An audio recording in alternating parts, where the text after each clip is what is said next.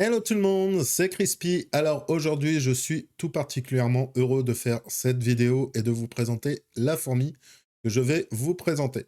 Tout simplement, elle vient d'un pays que j'affectionne énormément. Il s'agit de l'Australie.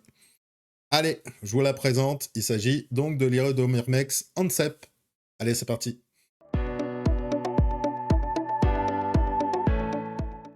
Alors, au niveau des continents, il me manquait un continent, donc du monde, que je n'avais pas. Il s'agit donc de l'Australie. Et bien aujourd'hui, je vous présente donc une fourmi que l'on peut retrouver en Australie comme en Asie.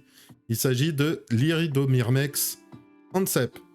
Alors, l'Iridomyrmex ansep est une petite fourmi noire qui est très répandue et qui a un comportement très agressif.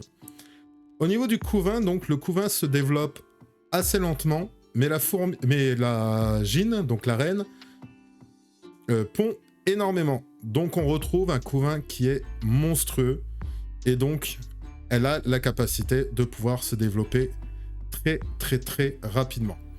On est vraiment sur une petite fourmi qui fait au niveau de la reine 7 à 8 mm pour des ouvrières de 3 à 4 mm. Donc moi, comme vous pouvez voir, j'ai une reine seule. Donc je vais attendre avec impatience donc les premières ouvrières, je vous le dis honnêtement. C'est une petite fourmi qui, pour l'instant, est assez calme. Donc le côté agressivité que l'on lui connaît, moi je ne l'ai pas du tout pour l'instant au niveau de la gyne. Mais apparemment, c'est vraiment au moment qu'elle a ses premières ouvrières qui a vraiment ce comportement. Et ensuite, par la longue, au niveau de la colonie en elle-même. Alors, c'est une espèce aussi qui va accepter, au moment que la colonie va être mature, d'autres reines. Donc, qui va pouvoir devenir polygyne au moment que la colonie en elle-même sera assez grande. On verra bien.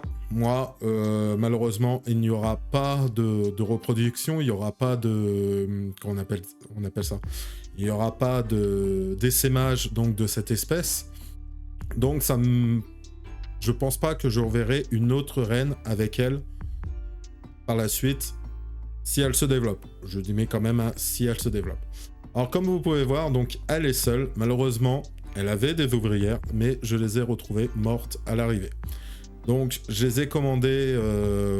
je l'ai commandé assez tard et malheureusement, j'avais très peu d'ouvrières et elles sont mortes.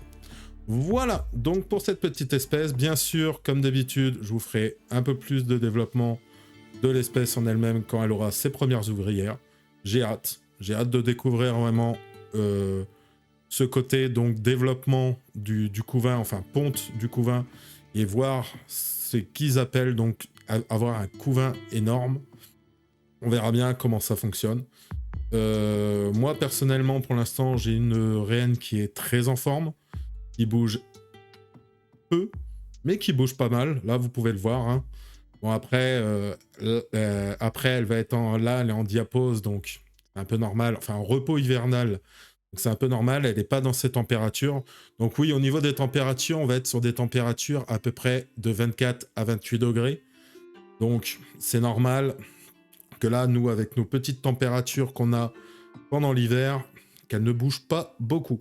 Mais moi, donc, elle fait un repos hivernal à température ambiante.